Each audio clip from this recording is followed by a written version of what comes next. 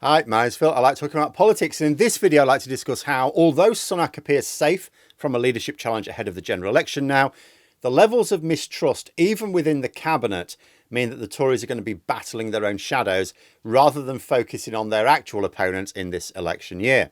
But first, if you'd like to be notified of daily news and politics, please subscribe to the channel. So, it's a little aside. I was reflecting on the way Sinn Féin are coming across in Northern Ireland recently. Compare and contrast with their main rivals, the DUP. The DUP claim to have won concessions as a result of their 2-year strike as MLAs in Stormont and have now returned. Northern Ireland has a government again. Yet, the DUP not really looking like they're claiming victory, because some senior members of the party are absolutely raging against the actions of their own. Even in victory of a sort, the party is still deeply divided and making itself look like it's actually lost. And this has to be noticed by ordinary members of the public. Sinn Féin, on the other hand, seem calm and composed. Maybe there are internal wrangles there if you're a close enough observer of the party. It's politics after all. But based on the news which makes its way to the east side of the Irish Sea, Sinn Féin is a party which looks united and focused. It also looks patient. Their reason for being is, of course, Irish reunification, yet they're not screaming for a border poll. They know the conditions aren't there yet. They're happy to move slowly as long as it's forwards from their point of view. And right now they have reason to believe they are moving forwards.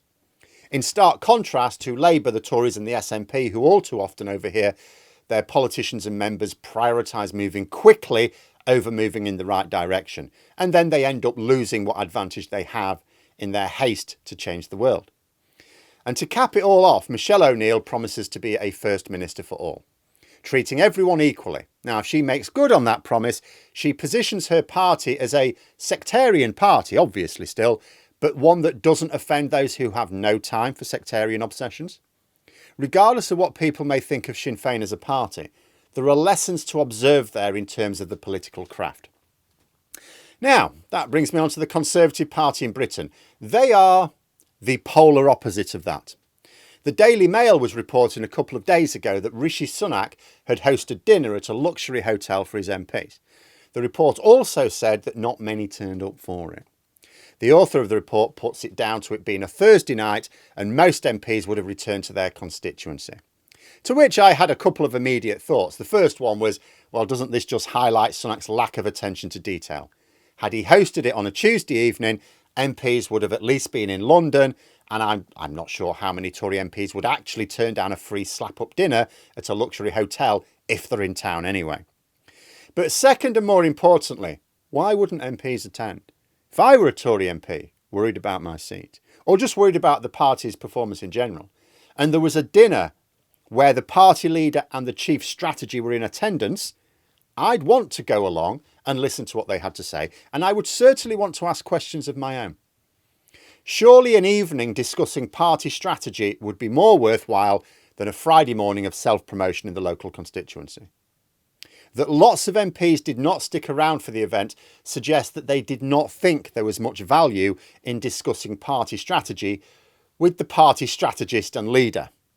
And the fact that Sunak can host a swanky dinner where so few turn up also speaks to the fact that Tory MPs, they accept Sunak must remain leader until the election, but not because they've got any faith in him.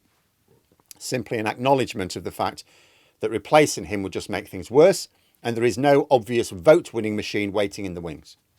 You know, in the stream last night, I discussed an article which purports that the Tories think they can turn the polls around during the election campaign itself and somehow force Labour into such a small majority that they're forced to trigger a second general election later this year. The entire premise of the article is utterly ridiculous. Even with the dirty tricks the Tories are planning, and I keep saying, what we're going to face is the dirtiest, nastiest campaign I have ever known. They cannot make enough of a dent in the polls to beat Labour down to below a working majority. In fact, I'll go further. Labour have the same poll lead over the Tories they did 13 months ago. If Sunak's team couldn't narrow a 21-point gap over a 13-month period, they're not going to do it in a 6-week election campaign. So why are they even putting the story out there? I think for the same reason as Sunak hosted this dinner. He wants to stop his MPs panicking. I keep saying, I think May the 2nd is the most likely date for the election. I'm not saying it's certain, I just think it's the most likely.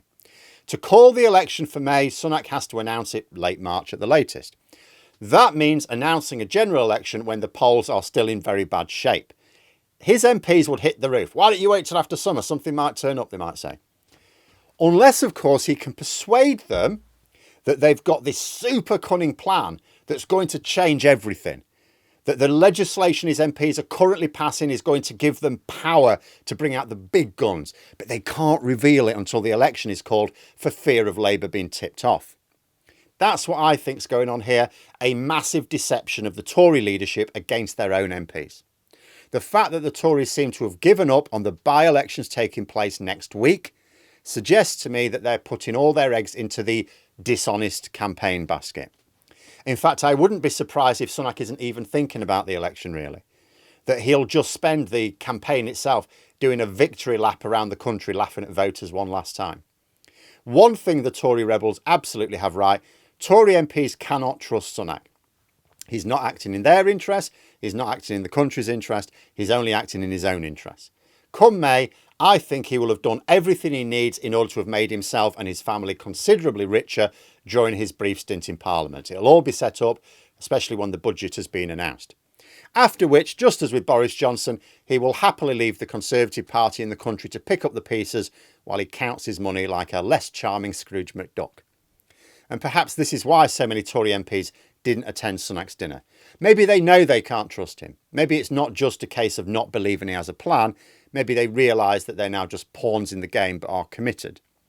But it's not even a case of not being able to trust Sunak. Over the past week, other senior figures have come under fire from their own side. There were rumours of Kemi Badenoch being positioned by some to replace Sunak, before the election even. It was revealed that she's part of a Tory WhatsApp group called Evil Plotters. She denied that she was part of a plot to replace Sunak, of course she did. But if you're a Tory MP, would you believe her in the current climate? Just like so many in senior positions within the party, Badenoch is very inexperienced in politics. She has found it difficult to conceal her ambitions at times. She's not sly. But suspecting of Badenoch of manoeuvres is one thing. There are also accusations flying that Penny Mordaunt's way as well. You know, her ridiculous defence of Rishi Sunak in the Commons last week prompted people to wonder if it was so over the top because she was trying to conceal her own shenanigans. You know, her opposite number in Labour, Lucy Powell, said, "I feel the lady does protest too much." It was as if she was at the traitors' round table, desperately wanting everyone to believe she really is faithful. It reminded me of when Boris Johnson was wobbling, right at the start of when was it now? 2022, end of 2021, beginning of 2022. And it was really obvious to anyone observing politics that two people were positioning themselves, Rishi Sunak and Liz Truss. As it happens, Penny Mordaunt was being the slyest of the lot in the background. But Liz Truss and Rishi Sunak, it was very blatant. Yet, Tories only see that Rishi Sunak was the blatant one. And that is because Liz Truss was so supportive of Boris Johnson, so publicly supportive of him, that even though she was very, very obviously building up a support base of her own, people really didn't suspect she was doing so for the purposes of a leadership challenge.